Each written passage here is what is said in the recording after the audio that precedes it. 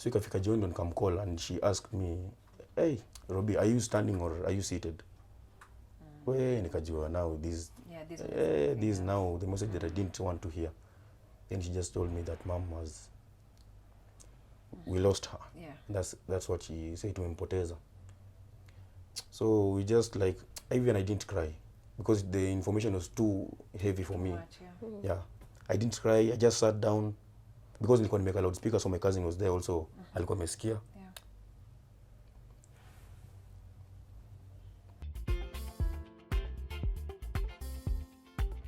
After now the loss, you've lost your mom. Now you have to pick up yourself, you know, because how was it like the beginning journey? Now you've known, okay, mom is gone, we've buried mom. How was it now juggling life? This is now at the beginning, the middle. How did you ever overcome it? Like, I want to get the journey now from the okay, point. so before that time comes, you know, like when it happens, you like not in this world. For you, like I was feeling like, you know, this only happens to the people who have experienced it. When you tell people that like you feel like you're not even anywhere, somebody cannot understand unless in the same situation. So like you feel like you're not even in this world. It's not something that is real. That's what you're feeling, and you're not even believing it. So that was the before we buried her, and you know this time you're with people, around people. So the people who come and comfort you, nini, and you feel like, you know, the emotions zinabadilika. Now you unaweza kuna cheka, you're happy, you're feeling like you have people, but the next minute you're feeling like no. Then you just isolate yourself, maybe you go cry, then you come back, you feel like you're okay. The next minute again you're not okay.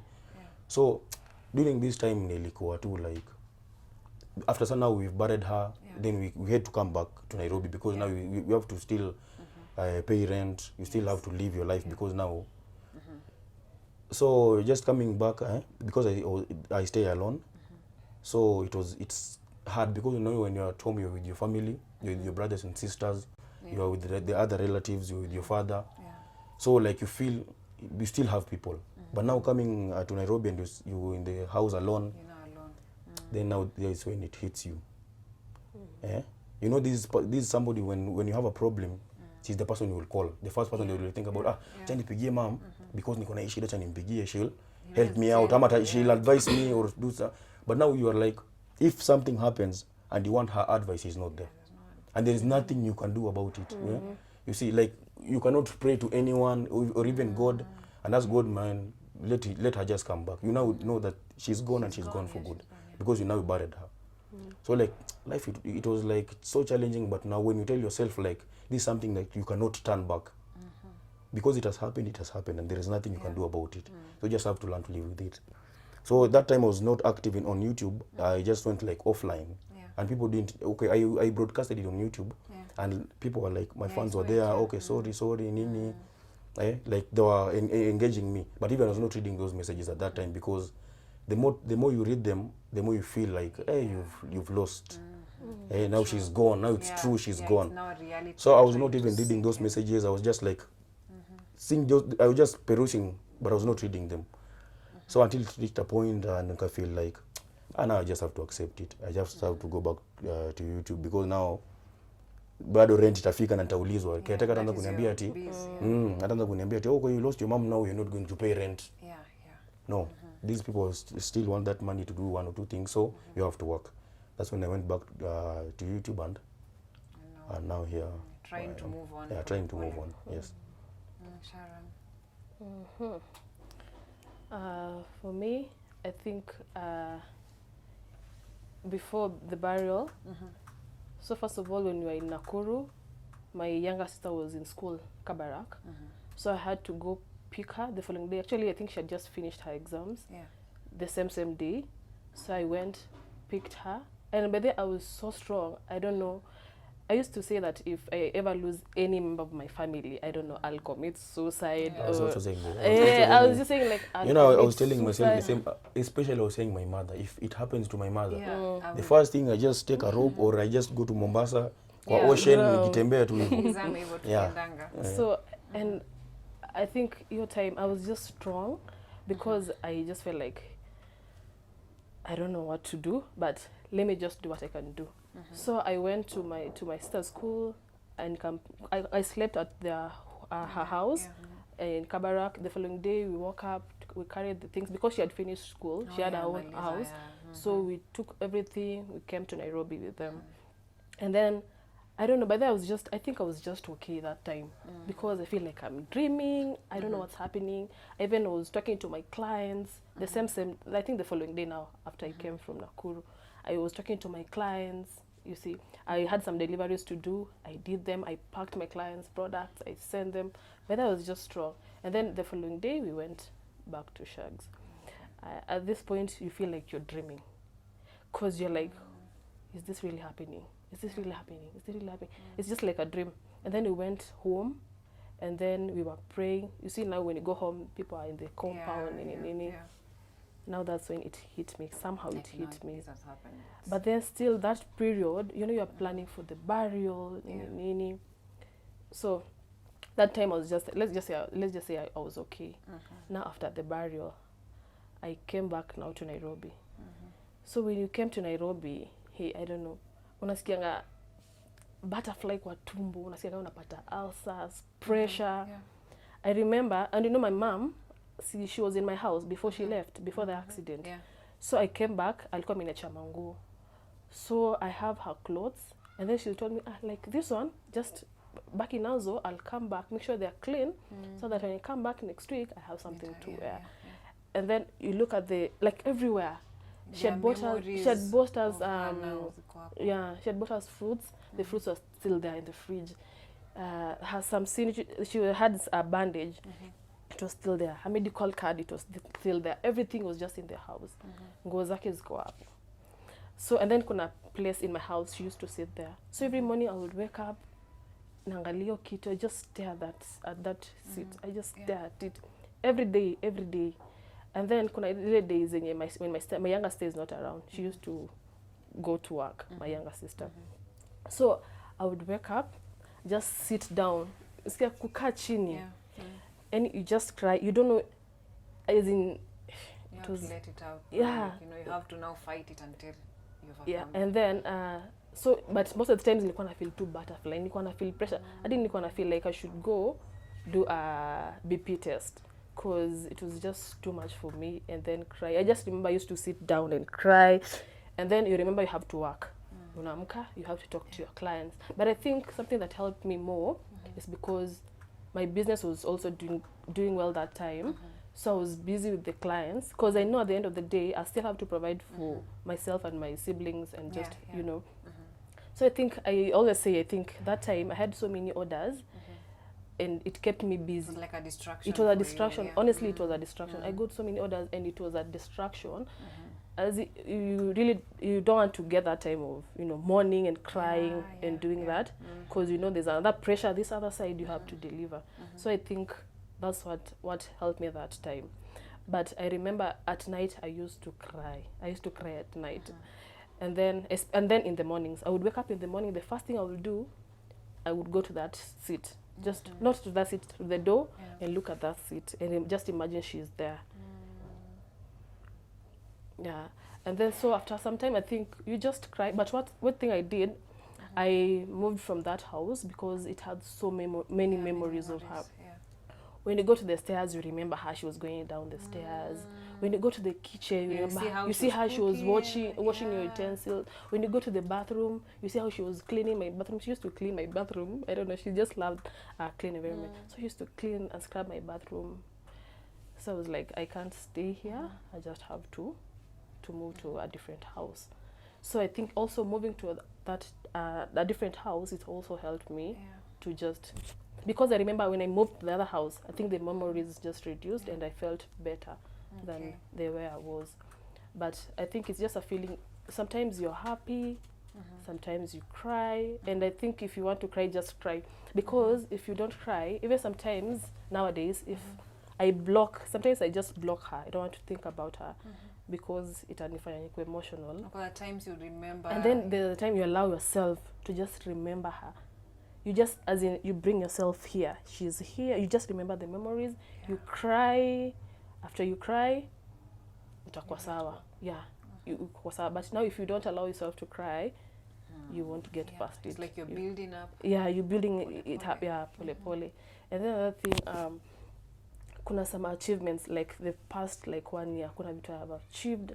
I just wished she was here. To celebrate. Like there's something we did, and I had something just like a certificate for The it. silver button. No, it was just something different, just something bigger. Okay. I did, and I came back home, and I was like, Mom, I did it.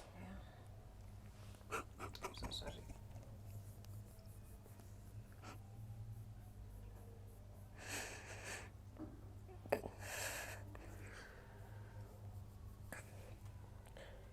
And nikasema tu, I remember I just took those certificates and told Mom, I did it. But you made your mom proud at the end of the day. You know? I'm very sure whatever she is, like she brought up hardworking, beautiful daughter. Sorry for that, guys. At times we have to allow ourselves to be in the moment. You know, some things we cannot control. So Sharon, and even to Robin, you know, at times we cannot control situations. They do happen, and at that time we get into, we have mixed reactions on various issues. But the good thing I'm happy about is, as much as your mom is not here to see the wins that you have done or what Robin has done, like you guys have done tremendous things, okay? So never feel like, you know, mom is not here even to see, you know. I just feel like she probably even she saw the process. She saw my kids, these they're going to make it, you know. Whenever she is, I tend to believe she's happy where she is. Sometimes you just want her to be here to experience it, like physically. Yeah, See, physically, ati she's imagine there, that you're not- and yeah. you just want her to be here. Only like you're succeeding. Yeah, I get it. Yeah. But you know me, I always feel good because, you know, my mom, even before she left, Yeah. she had put like all of us in a place that we can sustain ourselves. True. You know, I was just imagining like when she passed away, maybe we could be depending on her, ama our dad, all of us. You know, we are 7. Kotu, we are 7, and she tried all of us before she passed. Like our last one was, she had finished Form 4. Then the other one was finishing campus. You see. Nice, yeah. Now, and like for my sister, my big sister, my brother, her, me, you know, we were like sustaining ourselves. Like we were maybe, what do we say? Even chipping Depending on ourselves. Depending on, yes, we were depending on ourselves. Hatuko tunamdependia on her. So she had put us in a place where, even if you're feeling bad that she's gone, but at least we can, you know, I've heard stories of people where they are saying like, after one or after the family member passed on, like their life stopped. They could now not do things that they used to do. Like they could not maybe go out. They could not now afford money to go to school. They could not, like, their life changed completely. So me, I'm just happy. Even I just thank God because before my mom left, like she had left us in a place that we can at least do things, still do things for ourselves. Yeah. And even I remember when she was in my house, the last I think almost the last day, there's an issue that I shared with her, just a business thing. And she told me, you just achana tu na hiyo idea, just because isha kupita, just I know you'll be successful. And she used to tell me, I know you'll be successful. God will give you more ideas and you'll be a successful person. But then every day I always just remember that. Hata naweza kuwa too lazy, but I know my mom said, she said I will be successful. So I'm just like, And you know me, the another bad thing is that I lost a fan because my mom was watching hey, my mom was a fan. Hey. all our videos. Like she's like, ana watch then anakupigia simu anakuambia, hey, video leo, it's a good one. It's a very good video, I love it. That's so nice. And she was the one also regulating me because, you know, I'm doing political content. Yes. And you know, sometimes unaweza vuka boda, maybe uingilie mtu To a politics. uongee, like unajua unaenda unataka kutoa content, so you like speak, unaingia deep into it. So my mom hapa atakupigia kuambia like, hey, this one you have gone too far, so just don't like maybe lean on one side or don't attack somebody to that level, to that extent. Yes. So she was like a very big fan, and she was like my regulator, let me say my director huko nyuma. Knowing. Yeah, she was She was our fan, number one Yeah, fan. fun. Everything you do, she would support. Supporting, yeah. Even I She remember would when I was support. just starting my own things, Yeah. YouTube, she was my number. She was like, hey, Keep on. you keep on. Yeah, you're with doing a 10 good 10 thing. subscribers, you just Yeah. keep on. Do That's it, do it. nice. Yeah. Yeah. What is that one thing that you'll always remember about your mom? My mom, she was a fighter. She was a very strong, not one thing, like so many things. No, it's Wow. okay. It's okay. Whatever. She was one a you want to tell her. fighter. She was a very strong woman and strict, loving at the same time. My mom was strict, very strict. Nasikia strict. Yeah, yeah. But she was strict but loving. Yeah. Atakutandika na kupay Lakini something bado, else to cover that. Yeah. Yeah, she was just What I about love you, you, Mom. Robin? Me, my mom, I would say she was like just a friend. Because you know, like, she's somebody mwenye unaweza mwambia. Like that time when you were with our mom, Yeah. you couldn't tell like if she, the difference. Like this is the mother. You'll think she's Our our big sister. sister. Wait. Because of the way we were interacting. You see, like she was Hey. a friend. you dance, she dance, she dances with you. You see, even this hair of mine, Yeah. she was like, you know, she was fighting it in the first place Yeah. because she was like, hey, when you What come is home, this? Yeah. what will people say in Yeah, the church? welcome Because to you know, Bali. back there at home, mazee, mimi mtu wa I kanisa know, sana. I know. So like, she was like, if you come back home, Yeah. what will people say? So me was like, no, me, I'm not doing things for people. Yeah. So she was fighting it, but akafika point, she was like, She that's what you embraced want, then you put okay, it. we'll So there was a time I was going for an attachment, so I had to shave. So she was like, sasa utanyoa alafu ukimaliza attachment si utabidi umerudisha because so you see like we had reached a point where my mom, you can just tell her anything. We were very very very very good friends. Yeah, alafu she taught me mimi like my mom was somebody who was hakuwa anakuwa intimidated na anything. Ati anakusikia sijui ni nani, so she's Ati like anakuogopa. anakuogopa. No, Yeah.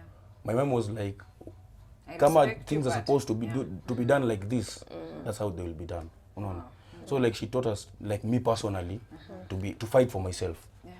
Mimi like you cannot do anything to me alafu But ati then naanza he kukuachilia. has our mom's character. Mm. Okay, kwa Ati mimi, shida, yeah. just call him. Mimi I'll not leave you unifanyie something bad alafu nakuangalia tu. Mimi I'll handle it venye my mama alikuwa anaihandle because she alinifunza mazi usiache mtu hata kwenye gie chini. Yeah, but then he's Ama unaumia alafu he's our na mom. Yeah. So mimi that's one thing that I think nilichukua tu from I think I inherited. Ah, nice. Yeah, that's No, true. Talking about that, I know your mom alikuanga very political.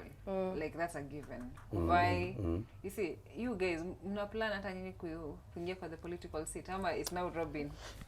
Hiyo tunataka kuona tu venye mtaenda but you know me I love politics so I don't love politics. By the end inakuanga it's mostly political content. unaangalia, It's political content. So maybe in future You might naweza sikia Me- ni mahali, you never know. Unafika ndo mbali unasikia bana kaimpika na kuita mahali ama kaimsieka na kuita mahali so Cho kaingia pale. Yeah. so maybe in future tunaweza ingia that direction. So as we wind up on this topic of loss, let me say someone who is watching you na maybe amepitia loss ama ako kwa loss. What is that one thing? Let me start from Robin. Like, what would you tell the person or the people? Okay, because I understand how they feel. And this is something that you cannot turn back. This is something that has come and it's something that will stay with you forever. Yeah. So what I tell these people is you just accept and move on because there's nothing you can do about it. And when time comes and unasikia like you want to cry, just cry. Si unajihold back ati unaanza kujifinyilia, you don't let it out. Just cry, let it out and move on. Don't dwell on it. Unaanza kushinda ukiambia watu ati I don't know my mama angekuwa. You know, sometimes when something happens to you unaanza kusema my mama angekuwa haingefanyika. Or my mama angekuwa maybe vitu zingeenda this way. Now she's not there. You live knowing that she's not there. So like usianze compare the life that you're living now because this is a new normal. Usianze compare the life that you're living now na venye zingekuwa, unaanza kuimagine na venye zingekuwa. You just accept it now, unasukuma mbele. Yeah, you just move on. Sharon. I say time it will with time I think you'll just heal. I don't know, heal. You just learn to live with it. You won't heal. You won't heal. You won't Exactly. heal. Mm. Yeah, you just learn to live with it. And personally, that's what I'm doing. And I think the experience is also different. The process is also different. Some people are depressed. Some people, I don't know. they just move on. But Yeah. I believe the healing process or it's different. It's yeah. different. Yeah. And I'll also say that you just find somebody that has also passed through Yeah. the same thing. Yeah. This is somebody Do you- that mnaweza elewana. Do you know if someone who has never lost someone, if she tells you, it will be okay, Yeah. She doesn't It's- understand it- what it you're doesn't feeling. make Get it sense after. to me. Yeah. But now yeah. I remember there's a time even there's a friend of mine. They came to my place. We used to go to the same church when I was living in Sapi.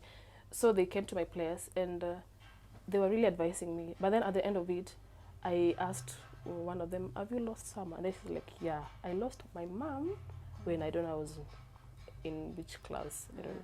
And it made me feel better, honestly. Oh, Yes. And then yeah, I just getting wanted from her. I someone wanted who has her to felt it. advise me. I wanted her to tell me how to heal all that.